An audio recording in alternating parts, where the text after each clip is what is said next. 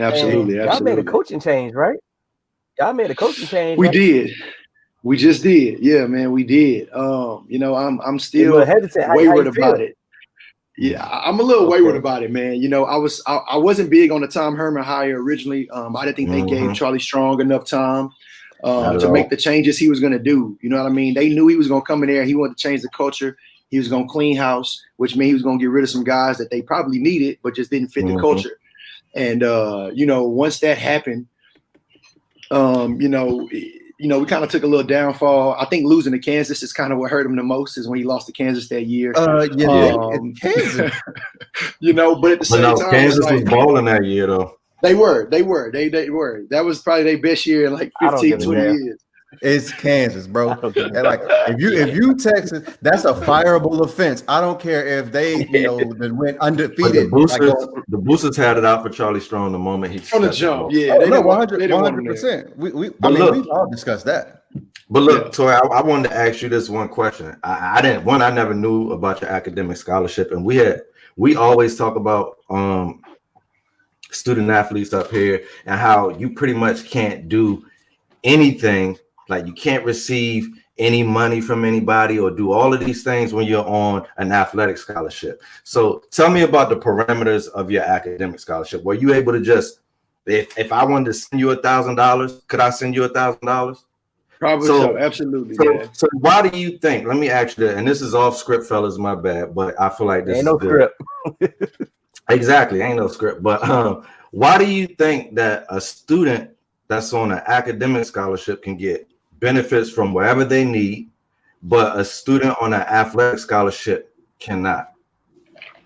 Man, that's a question that I don't necessarily have an answer to. I think it's ridiculous, to be honest. I most of my close friends all played ball. We were in school, whether it was basketball or football, and it was times where like we'd be out, go get food, and like, hey yo, can you buy my Whataburger? Can you buy my pizza? Blah blah blah. And I'm like, of course I got you.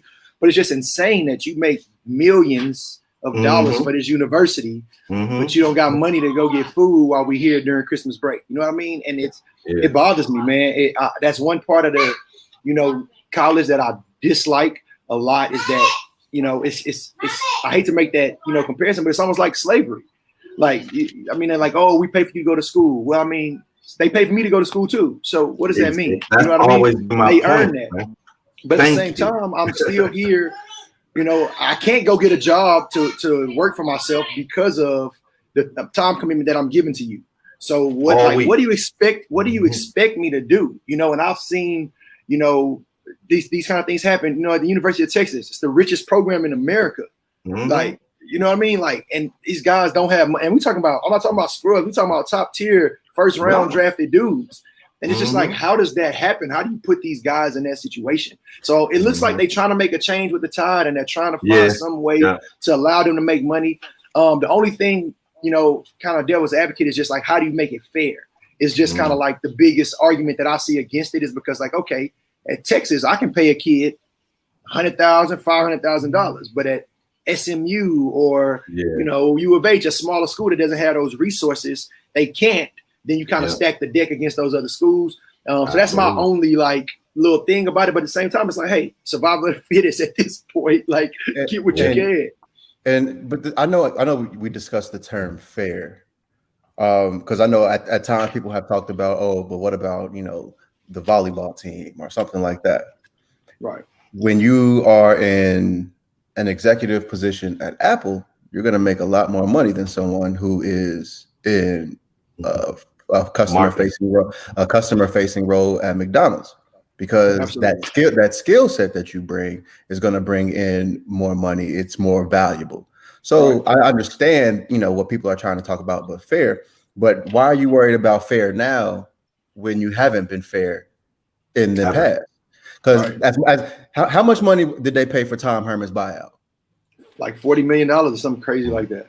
Think about how much money you are able to come up with just like that, because you are to pay him to leave. You're paying this man to leave.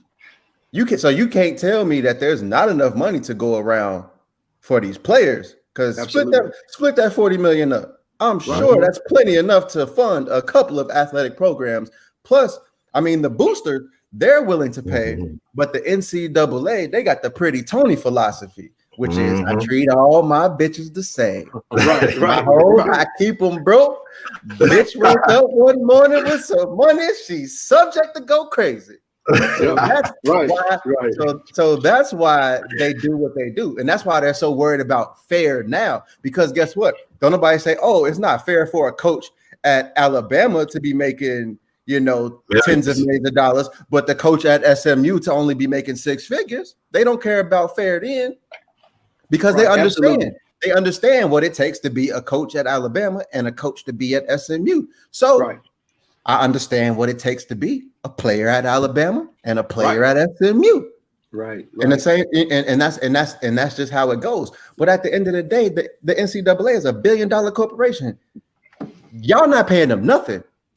Do you know, maybe if you just pay take some of this money that you're making and pay every student athlete $50,000. Everyone. You can do it. Yeah. Treat their time that they're doing their athletic activities like a job. As a job. Yeah. Give them an hourly wage. Give them an hourly. Give them minimum wage. I just wanted them to get minimum wage for their time that they spend. That's all I want. Literally, if you do, and that's another thing. Do the state's minimum wage and just be like, look, this is because the football influences so much. I guarantee you, if you said, hey, the state minimum wage is $15 in Texas, but the state minimum wage in Florida is $10. I guarantee you that Florida minimum wage would come up if they paid them student athletes minimum wage. Because guess what? They trying to get that money for that school. And all of these politicians, they went to these schools, so they be boosters.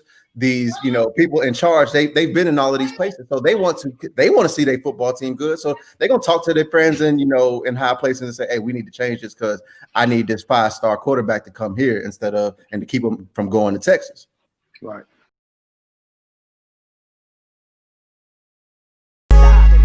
Doing things you can't believe. It's the 3-man week. We come at you with topics.